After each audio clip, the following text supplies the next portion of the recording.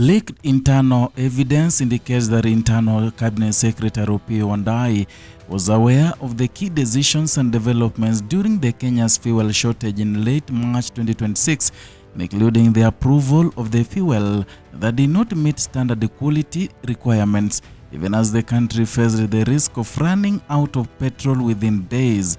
The newly surfaced documents, which include internal memos and meeting records, suggested that the Ministry of Energy and early visibility into a developing crisis that threatened to disrupt the fuel supply across the country. At the center of the revelations is the role of the Energy Cabinet Secretary Opiyo Wandayi, who, according to the documents, received updates at every critical stage of the unfolding situation.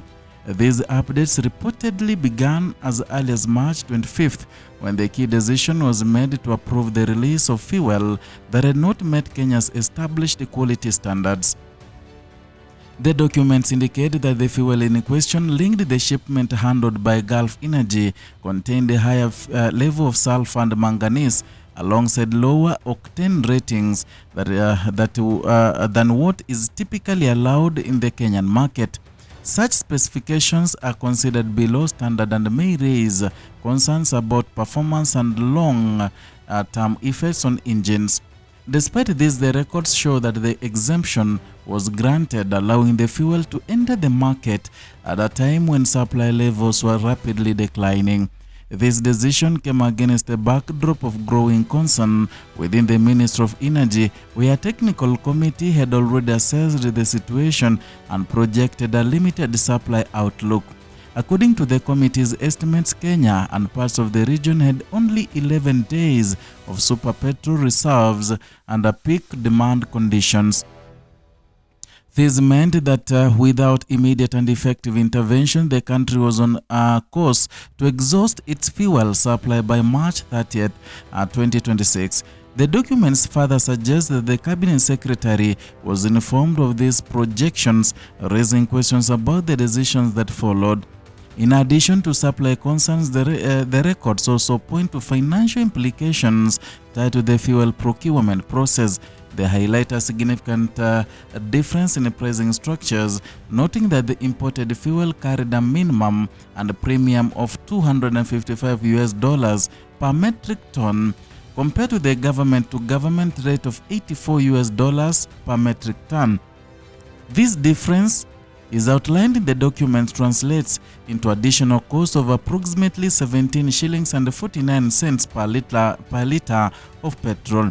And for consumers, this represents a direct financial impact, especially at a time when fuel prices already influence the cost of living, transport, and essential goods. The situation is further complicated by a correspondence linked to the Office of the Principal Secretary Mohammed Liban. A letter attributed to the Principal Secretary and addressed to the leadership of Gulf Energy has also surfaced, raising additional questions about coordination between government officials and private suppliers. The letter reportedly contains inconsistencies in dates and references to delivery timelines that have drawn scrutiny from observers reviewing the documents. While the technical language within the communication may be complex, its existence adds another layer to concerns about how the situation was managed. Taken together, the memos, projections, and the correspondence present a picture of a system under pressure where decisions were made in response to the urgent supply challenge. However, the key issue emerging from the documents is the extent to which senior leadership within the Ministry of Energy was informed and how that information influenced the course of action. The Cabinet Secretary role is outlined in the records and places him at the center of that decision-making process, and the approval of fuel that did not meet standard specifications, combined with the acceptance of higher procurement costs, has raised broader concerns about oversight and accountability within the energy sector. For motorists and businesses, the implications are both immediate and practical, and fuel quality directly affects vehicle performance, maintenance costs, and also overall reliability. At the same time, higher fuel prices have a ripple effect across the economy, influencing the cost of transportation, food distribution, and also other essential services. The possibility of a nationwide fuel shortage also underscores the importance of effective planning and coordination in maintaining energy security. And in Kenya, where fuel is a critical driver of economic activity, any disruption in supply can quickly translate into wider economic strain. The document suggests that such a scenario was narrowly avoided, but not without decisions that are now under scrutiny. Despite the emerging details, there has been no indication within the provided information that the Cabinet Secretary has stepped down or formally addressed the specific claims contained in the leaked records. This has left many questions unanswered, particularly regarding the rationale behind the key decisions and the processes that guided them. The situation also highlights the role of internal oversight mechanisms within government institutions. Technical committees and advisory bodies are typically tasked with providing expert guidance during complex situations. In this case, the committee's projections appear to have clearly outlined the risks associated with the dwindling fuel reserves. How that advice was interpreted and acted upon is now part of the broader discussion prompted by the leaked documents. The involvement of private suppliers, including Gulf Energy, further emphasizes the interconnected nature of public and private sector roles in the energy supply chain, and such partnerships are essential in ensuring consistent supply, but they also require transparency and strict adherence to established standards.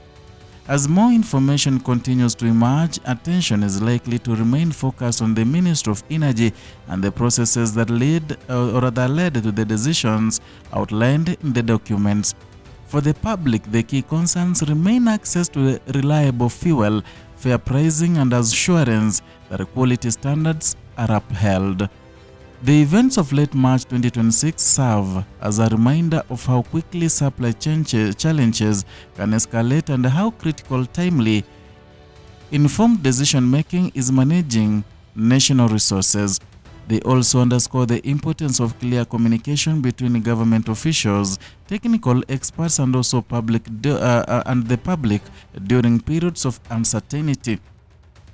At a broader level, the situation reflects ongoing challenges in balancing urgent supply needs with long-term standards and accountability, and energy security remains a central pillar of economic stability, and any perceived gaps in its management can have far-reaching consequences.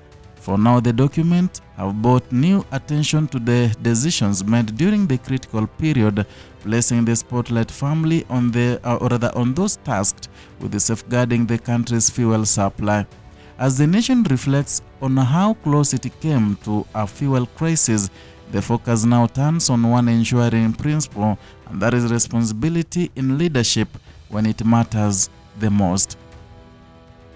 That is all for today from Kenyan Media, and kindly, if you are new here, consider subscribing, liking, and sharing our content.